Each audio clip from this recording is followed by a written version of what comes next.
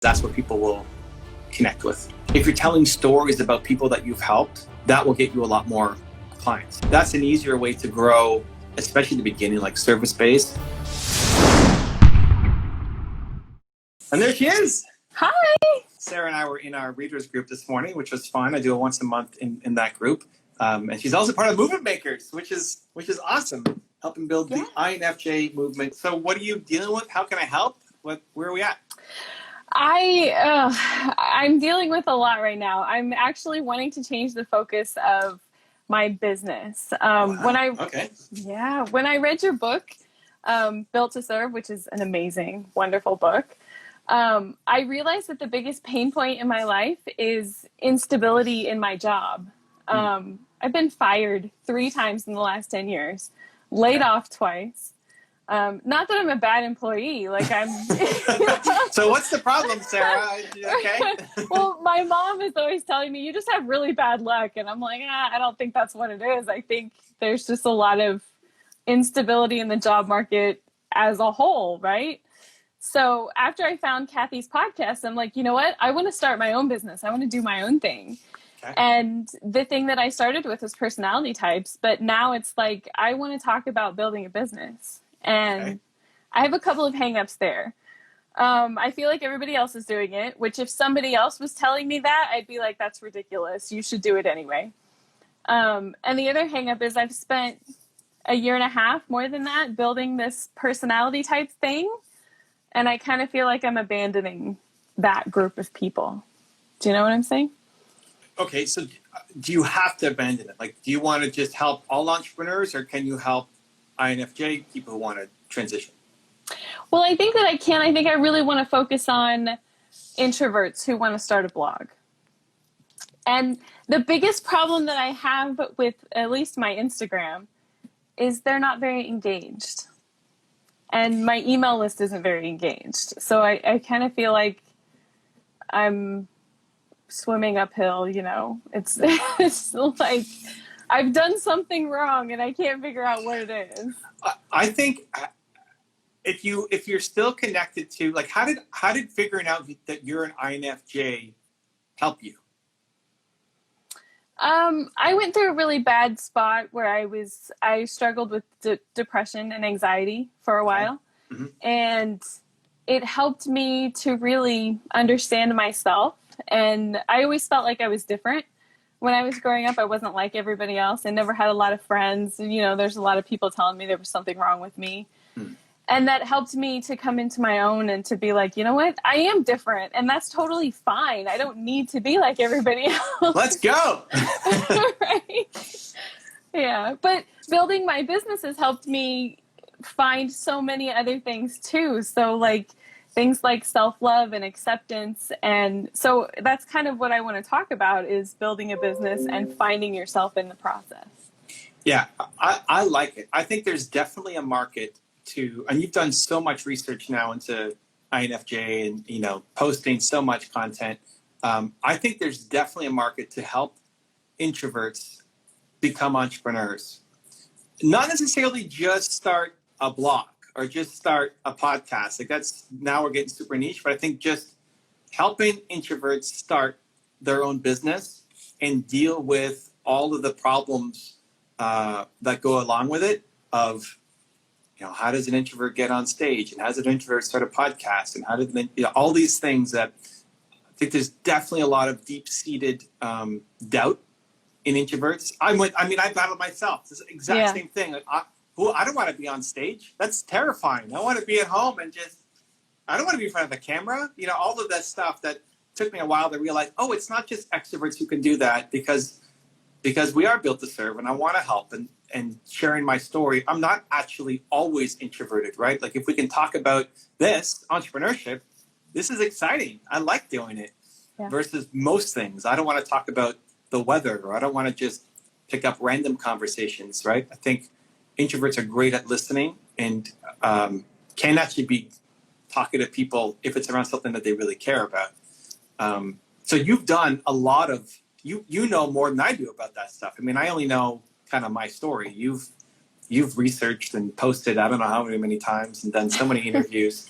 Like you've become the expert on it. Now, how can you apply it to starting a business, any business? And like, what would you say are the big 3 issues for an introvert to start their own business? What are the hurdles they have to overcome that people don't realize? The fear of putting yourself out there is a big one. Yeah. Connecting with your audience, I think, is another big one. Mm-hmm. And like you said, not only putting yourself out there, but just being seen. Like, 2 years ago, I would never have been on video. I would be like, no, I'm not doing that. It's not going to happen. And now it's pretty common thing for me. While I still get a little bit nervous, it's not like the end of the world. Right. So leaning into those topics while you're still also becoming an entrepreneur, right? Like you can't come and say, hey, here's how to build $1 million business as an introvert, because you haven't done it yet. But you've started the process. You're going through, hey, I've been laid off or fired 7 times in the past decade or whatever. And I wanted to take it upon myself to take my destiny into my own hands, but I didn't know if I could, because the entrepreneurs I see on TV don't seem to be like me, right? They're these so outgoing and so outrageous and, great communicators. And I feel like I don't have any of that. So you've overcome some of the most difficult parts, which is just starting, which is just making the transition plan, which is battling all those limiting beliefs and testing them and developing skill sets that can help people. And you're still going on the journey to get better and continue to battle. I still battle those demons. Like when I go on stage, I'm still terrified that I'm going to let people down and be a disappointment and all of that stuff. So that combination of you're going to help people to get to where you're at, plus you're going to show me the journey of you getting to the next step of where you're going to go. And the people who will be, I think some of the things missing in terms of engagement, one is more of your story, not just like pictures of quotes and stuff, but if you want people to connect to you, more of your story. If you're selling products and training, I wouldn't do it around how to gain Instagram followers, right? Your $7 course or whatever. Be more, how does an introvert win? Like, how does an introvert, you can have multiple products around that, but how does an introvert get on stage? And how does an introvert launch a podcast? And how does an introvert, XYZ? Those could all be little mini courses that people would sign up for. And then again, as you can continue to learn how to make your first 100,000 as an introvert entrepreneur, that's something that people will sign up and buy. As long as that feels right. Like if you feel like the introvert, you're still attached to the introvert side of things, that you're not giving necessarily, your advice could be used by somebody else. Like I cater to entrepreneurs, even though half of my audience aren't even entrepreneurs, because they just like the message of belief, right? Yeah. But do you still feel connected to the introvert theme, or you just want to throw it all away and start just helping entrepreneurs? No, I do feel connected to it. And I think that I can work the personality type thing into what I want to say, because I think it's important to understand. I think it's important to understand your personality type when you're learning about yourself. And, I want to talk about things like self-love and acceptance and self-improvement and all those things, along with being an introvert, because for me, that's been a whole part of the process. Okay. You can't share pictures of yourself on Instagram if you don't love yourself, or at least that was part of the journey for me, and I talk to a lot of women who feel that way too. Like, I don't want to be seen. So it's part of the process of saying, you know what, I'm good enough to do this. I have enough to share. And how much for you is there a difference between women and men introverts? I guess I really want to speak more to women, because I feel like that's who I can talk to the most, and that's who I know most about. Great. So, when I saw your account, INFJ Woman, I connected to the INFJ part, and just that you were a woman, not that it was necessarily talking to women, but you could lean in on the woman angle. And not that you're necessarily excluding men, but in the content, you in your mind, you're just basically talking to you from 5 years ago, 7 years ago, whatever. So you could say, hey, ladies, like, you talk to the women. Because when it's too general, it doesn't hit anybody deeply enough. Where Right. if I'm an introvert woman and then I see you doing your thing, and I'm telling myself as an introvert woman that I can't do anything, but then you're off doing it, that's going to inspire me to want to keep going with you. So I think you can keep your account.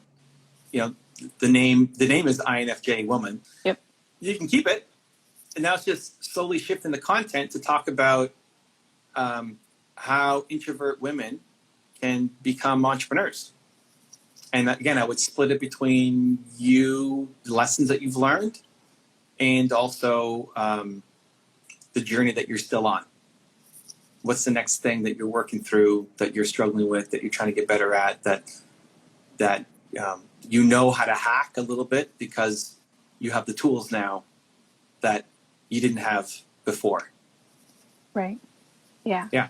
So like video, like you on video talking about it and say, hey, 3 years ago, I would never do this. I was terrified to make a video, right? And just always leaning into that side because that's what people will connect with. Yeah. Yeah. So my next question then is, I feel like what I have right now is a really good side hustle. I make probably about half as much money as I could make or as I need to make to be 100% on my own.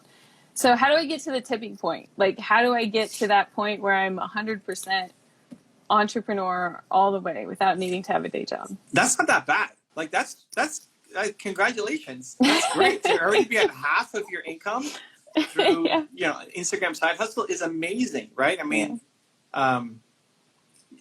again, just gratitude. 5 years ago, you would have said, hey, I'm going to have an Instagram account and make videos, and that's going to lead to half of my, like, you wouldn't have believed it. So, and I'm going to have 50,000 followers. I would have been like, no, that's not going to happen. That's crazy, right? Me? Followers? I don't want followers. What does that even mean? Who am I, right? So already that's some great progress. The bulk of your revenue on your side hustle is coming from those products or coming from coaching or what? I do courses and a little bit of coaching. So that's where the majority of it comes from. I actually wrote a book about INFJs too, and some of that has come from that. But most of it's coming from your courses? Mm-hmm. And the courses are about, I only tell the Instagram course, so there's other courses? I have a course about self-love, and then I did a course about finding your purpose and taking action. Okay. And then the one I'm working on right now is how to start a blog, because a lot of people ask me how to start a blog. So I would be tailoring it to introverts. So when I asked you what are the biggest things that people have to overcome as an INFJ, based on all the research and studies and stuff that you've done and interviews, being seen is one. Like, so giving me the tools on how to be seen versus the step-by-step of how to create a blog, I think is going to be massively valuable to the audience. So you can give them all the steps to how to write a blog and WordPress and whatever, but really, how do I get the mindset to still do it? Because I still am going to feel unworthy. I'm going to still feel like I'm afraid to be seen, even if it's written form. I don't want to put my name on it. I don't want to. What does it mean to have followers? And I feel like right now it's half and half. So it's like half of here's the technical piece of every step that you need to go through as far as marketing and setting up your social media and what your blog should look like and finding your logo and all that kind of stuff. And then the other half. So then it would just be about branding. Like, I'm just going to load up your account. So the other half then is about like believing in yourself and getting over fear and, learning how to put yourself out there. So there's some self-love and acceptance and stuff. Right. This is what I saw. This is what I was commenting on before, right? Grow your followers, $7, 10,000 followers course. So that's not it. Actually, that's a different ebook that I wrote. So the course, actually, I launched it a couple of weeks ago, and I closed it so that nobody else can join it yet. Okay. So like blog school, is that what we're talking about? Mm-hmm. Okay. Yeah. So even all of this, I would call it the introvert's guide to X. The introvert's guide to getting 10,000 followers on Instagram. Because nobody's talking about that. There's so many courses and books about how to start on Instagram and get your first X thousand followers, but nobody's talking about it from an introvert's perspective. And if that's half the content already, it's just being seen and having the confidence to do that. Specifically, again, not just how to have confidence and belief in yourself, but how an introvert can do it. Same thing for that. It's not just blog school. It's like the introvert's blog school. Right. And by niching down, it creates it to be a much more compelling offer than just blog school and how to start a blog. Right. Yeah. Yeah, that makes sense. And even for women, like the introvert woman's guide to blogging, because that's who you want to be talking to. Right. And there's enough. Like, how many introvert women are there? Tons, right? It's not like you're going after this really. If you then said to only women in Nebraska or something, now we're starting to get really niche down.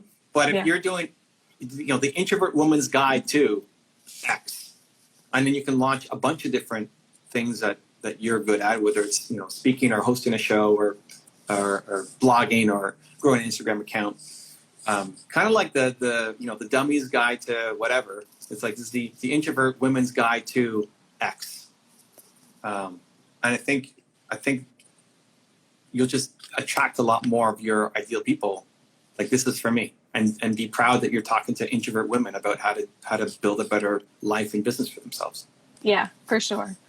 The other thing I'm going to ask you about is I'm going to change my podcast too. My podcast right now is a regular podcast, but then I also do the video part that I put on YouTube. Mm-hmm.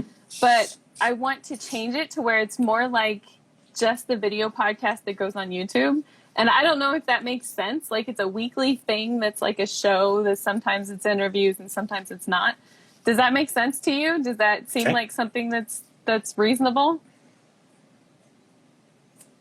So what are you cutting? You're cutting out just the podcast? There's no audio only version?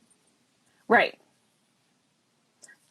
And my thought process was that forces everybody to go to YouTube to watch it. Is that a good idea or not? That's different. No, like, people are pretty loyal about how they consume content. So I would do it as, the reason I would do that is, one, it's just taking too much work for you to do both.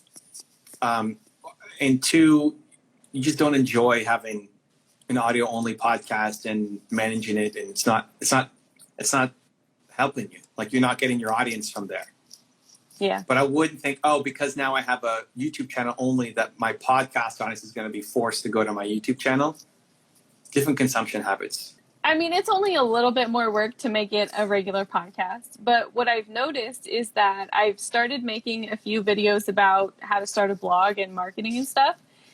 And I put one link into one video that doesn't have very many views on it, about coaching. And I've gotten 2 consultations from it in like 2 weeks. So I was like, YouTube must be a good place for leads, right? Oh, for sure. Yeah. And I've also never gotten that from my podcast before, like from the audio version. Yeah. So I would think YouTube show first, and then you can rip the audio and put it to your podcast as well. It's not, a ton of extra work. You just put it up there. But like, you're thinking video and YouTube show first. The way to get more clients from it is, one, you have themes again that introvert women are going to go and listen to. That you are the go-to place. A guy on my team, Alex, recently found out that he has ADHD. And so now he's subscribing to all these ADHD YouTube channels to get advice on how to be an ADHD entrepreneur, right? Where before he didn't care at all. So as soon as a woman who wants to be an entrepreneur has figured out that she's an introvert, like, now you become the number one source that she's got to go check out. So you build a really hardcore fan base. Even if you don't need to have 2 million subscribers on that channel. You just need hardcore people who find it super valuable. Mm-hmm. Inside your videos, you talk about your clients without saying specifically, "Hey, Susan from Arkansas had this problem and I helped her." Right? You're gonna talk about it in generalities, but in sharing the story, people know that you're a coach. Oh, she's a coach. Even though in your IG bio, like, the first line says coach or something, life coach or something, right? If you're telling stories about people that you've helped, not as a pitch or a promo, but to highlight a point. So if you're talking about how to be seen, you can share your story, but you can also say, I was recently working with one of my coaching clients, and she really wanted to get a TED Talk, but she was nervous about, like, whatever, right? And then you're giving me value through somebody else's experience, again, without saying anything compromising. Maybe they want to be seen, but defaulting to not sharing private information. But I know that you're a coach. It's like, oh, she does coaching. She's not just a YouTuber or not just an Instagrammer. Right. That will get you a lot more clients. So people who are listening say, maybe I should hire her. How do I look at her coaching packages, right? Maybe that's the right fit. And that's an easier way to grow, especially at the beginning, like service-based coaching gets you super close. You charge more. You're not going to charge $7 for half an hour of your time to, get on a coaching call. Yeah. So if you're doing a YouTube series, I would like to see you have a second series where you're just sharing stories, not just interviews. So you do once a week doing interviews with the people that you bring on, and maybe even be more intentional about who you bring on, right? Because now you want to talk to introvert women. So someone like me may not be as good a fit, anymore. Or some of the other guests, like just filter through that lens of like, is this going to help an introvert woman? And then a second series of you sharing your stories, documenting your journey, telling stories about your background, your past. Again, not to pitch, but value, and throw in client work that you're doing to inspire other women who are introverts to go down and chase their dreams as well. Okay. So when you do those videos, is there a time frame that you think works best to stick within, like 30 minutes or an hour, or is there? As long as it's good. No, so hold on. So the interviews are the one-on-ones of you, like Sarah sharing? Both. Okay. So we look for at least 10 minutes. So for you, I'd be making 10-minute videos as the benchmark. And if you don't, if you go over, that's fine. But like a 4-minute video is going to be really hard to just start getting traction on. In Build to Serve, I have a template for the perfect thought leadership formula. So I'll be going through that. And one of them is story. So inside that story, again, you're telling your story, or you're telling a client story. It's like, oh, Sarah does coaching. Nice. For your interviews, chances are most of them are going to be way over 10 minutes. Right. And that's fine. We've had 3-hour videos, 8-hour videos that still crush. The key for YouTube is you have to take the highlight moments and put them at the beginning. Yeah. Because it takes a while to get into the interview. Where if you're structuring it, if you follow the format in Build to Serve, the very first thing out of your mouth is something that's going to hook me. You're not going to say, hi, I'm Sarah, and I run this channel for introverts. Welcome back. No, it's like an opinion right away. Yeah. You don't get that in an interview, because the best part, like even looking at this, how did we start this? It was, hey, how did I find out about you? And not as helpful for a repeat, but deep in this interview is a lot of content. So you take some of those elements and throw it at the beginning. But length, as long as it's good content, doesn't matter. Joe Rogan's interviews on YouTube is like a couple hours sometimes. Yeah. So I wouldn't worry about going over, just more for yourself on yours, making them at least 10. Have you ever done an interview with somebody that you thought wasn't great? Do you use it or not use it? And do you feel bad about not using it? Because I have a couple that I'm like, but I don't want to put bad content out, but then I feel bad that I don't want to use it either. And this is part of the introvert challenge. We don't want to disappoint people. Right. I guess it's one, what was your commitment to them? Like, did you promise that you were going to use it and then didn't? That might be an issue that you don't want to not be true to your word. If you didn't promise and you don't like it, then I wouldn't put it up. If you did promise, then for me, even if I hurt the channel, I don't want to disappoint people, and I would put it up because I said I was going to put it up. I also try to take the approach that I can save any interview. Even if my guest sucks, I'm not going to suck. And so it's a good technique, I guess, to learn as you're interviewing somebody. First, like, have criteria, like why they're coming on. You've seen them. So for me, you heard me on the other podcast. Ooh, this guy, I want to go bring him on my show. So you bring on people who you think have a good message, and you've already heard them before. Mm-hmm. But then inside of it, if somebody is just tanking, how can you save it with your story or your insights, and it becomes less of a Q&A, and then more of like, Sarah's going to come in and sprinkle knowledge and value, so it's still helpful. Right. Yeah. If you want to see another awesome one-on-one I did with an entrepreneur just like you, check out the video right there next to me. I think you'll enjoy it. Continue to believe, and I'll see you there.